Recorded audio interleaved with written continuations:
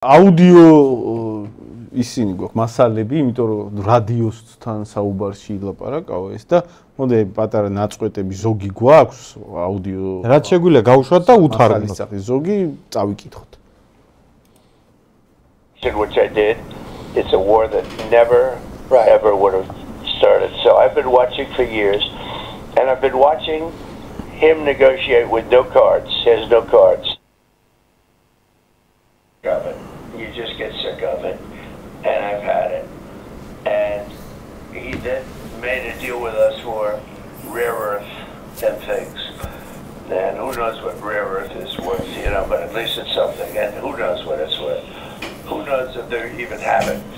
But we made a deal with rare earth, and the Secretary of Treasury, a very good guy, actually went there.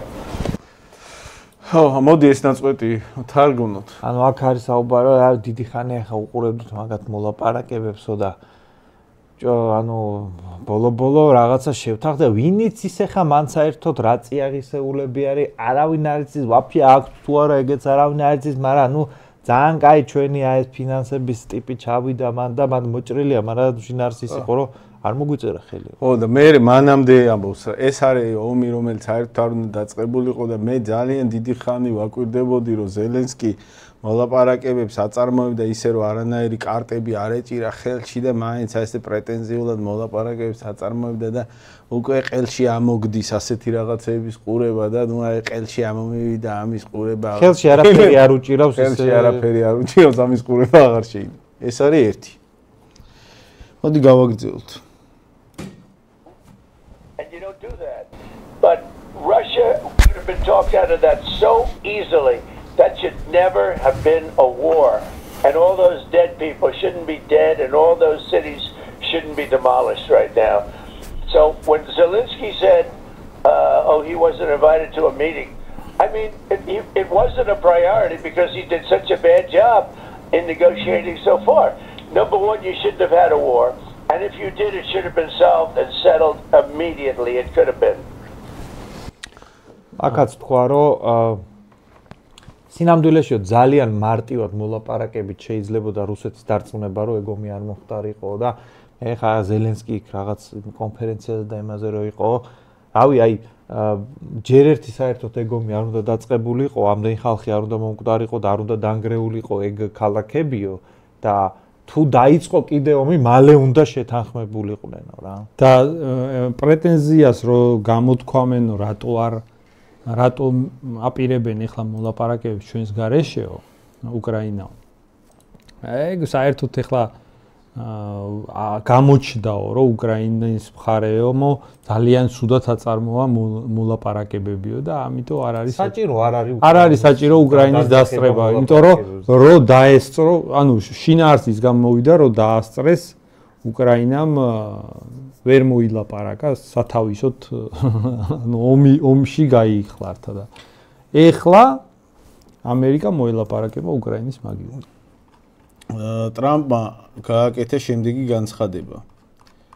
რუსეთი უკრაინას თავს დაესხა, მაგრამ შეტევის მიზეზი არ იყო, შეეძლოთ ამ კაცთან ესაუბრათ. არ არსებობდა თავდასხმის მიზეზი, ეს ყველაფერი წლების განმავლობაში მიმდინარეობდა, არ იყო მიზეზი და არც უნდა მომხდარიყო, ეს ომი არასდროს უნდა მომხდარიყო. ყოველ ჯერზე როცა მომოვდი, რომ ეს რუსეთის ბრალი არ არის, გეუბნებით, ბაიდენმა არასწორი რაღაცები თქვა, ზელენსკიმ არასწორი რაღაცები თქვა, მათ მიიღეს თავდასხმა ისეთი ვიღაცისგან, ვინც ბევრად უფრო დიდი და ბევრად უფრო ძლიერია, რაც ცუდია, მაგრამ შეეძლოთ მარტივად ესაუბრათ, არასდროს არ უნდა მომხდარიყო ეს ომი და არც ერთი ადამიანი არ უნდა დაღუპულიყო, ეს ქალაქები არ უნდა დანგრეულიყო. ისე ამ სიტყვების ხმოვანი ვერსია გვაქვს, უბრალოდ შენი მიკროფონით რომ მოისმინოს, ეგეც ხო არ ჯობია, იმიტომ რომ ეგ მართლა იქნება. ეგ ისეთი ტექსტი. ანუ ეს ომი რუსეთის ბრალი არ არისო ამერიკის პრეზიდენტმა თქვა რეალურად? ეგრე გამოდის, იმიტომ რომ ეს არის ნამდვილი სიტყვები, კონკრეტული სიტყვების ციტირება. ანუ ეს სიტყვით ეს ილაპარაკა. ეს არის ციტირება. სინამდვილეში, აი, როგორი რაღაცა, იცი? ეხლა მართლაც ჩვენ გვაქვს მათ შორის, ხო, აი, ბევრი მასალა გვაქვს დღევანდელი გადაცემისთვის, აი ამ ბოლო დღეების განმავლობაში ამ ლიბერალურ ფლანგზე რა ნებათა ღელვაა და გაუგებრობაა და როგორ გამოხატავენ ისინი აი ამ ტრამპის მიმართ სიძულვილს და ასე შემდეგ შეურაცხყოფილ ტექსტებს. მაგრამ აი ბევრი ვერ ხვდება, აი რა ხდება, აი მართლაც ტრამპი რატო აკეთებს ასეთ განცხადებებს? აი ლოგიკა რა არის ტრამპის მოქმედებებში? მოდი კიდე წავიკითხავ და გააგრძელე მე. აი ჰაილაითები მოდი განცხადების რა. მე არ ვცდილობ პუტინი უკეთესი ან უფრო კეთილგანწყობილი გამოუაჩინო ეს ერთი. ზელენსკის არ აქვს არანაირი ბერკეტი რუსეთთან მოლაპარაკებებისთვის. არ მგონია რომ ზელენსკის შეხვედრაზე დასწრება ძალიან მნიშვნელოვანი იყოს. ბაიდენმა და ზელენსკიმ არასწორი რაღაცები თქვეს. მარტივად შეიძლებოდა რუსეთთან საუბარი ზელენსკიმ ძალიან ცუდად იმუშავა მოლაპარაკებებში და პუტინს სურს შეთანხმება, მაგრამ მას ამის აუცილებლობა არ აქვს, რადგან თუ მოინდომებს მთელ ქვეყანას აიღებს. აი ეს არის ტრამპის ტექსტი. ხო და აი რატო ამბობს ამას? აი რა ლოგიკით მოქმედებს ტრამპი ან რა ლოგიკით ხელმძღვანელობს, როდესაც ის აი აქამდე რაც გვესმოდა თუნდაც ამერიკის შეერთებული შტატების მხრიდან 180 გრადუსით საპირისპირო პოზიციას რო აფიქსირებს.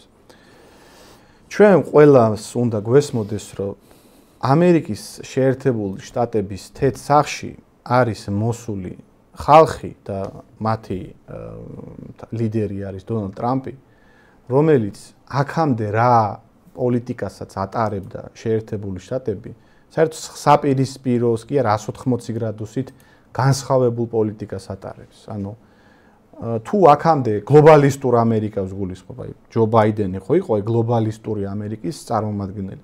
გლობალისტური ამერიკა თუ აცხადებდა რუსეთს მთავარ მტრად, იზოლაციონისტური ტრამპისტული ამერიკა საერთოდ არ თulis რომ რუსეთთან ამერიკამ პირდაპირ დაპირისპირებაში უნდა შევიდეს.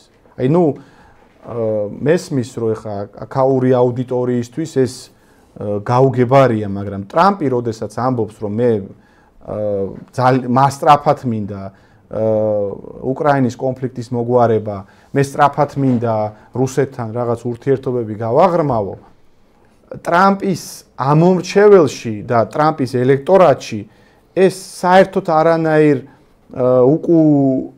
ეფექტს, ან ნეგატიურ ეფექტს არ იწვევს. პირიქით, ტრამპმა რო განაცხადოს, რომ მე ახლა ზელენსკის კიდევ მორიგ ფინანსურ დახმარებას აღმოუჩენ, კიდევ მორიგ რაღაცა შეიარაღების პაკეტს გადავცემ, ეგ იქნება დონალდ ტრამპის ამომრჩეველში კრიტიკის საგანი.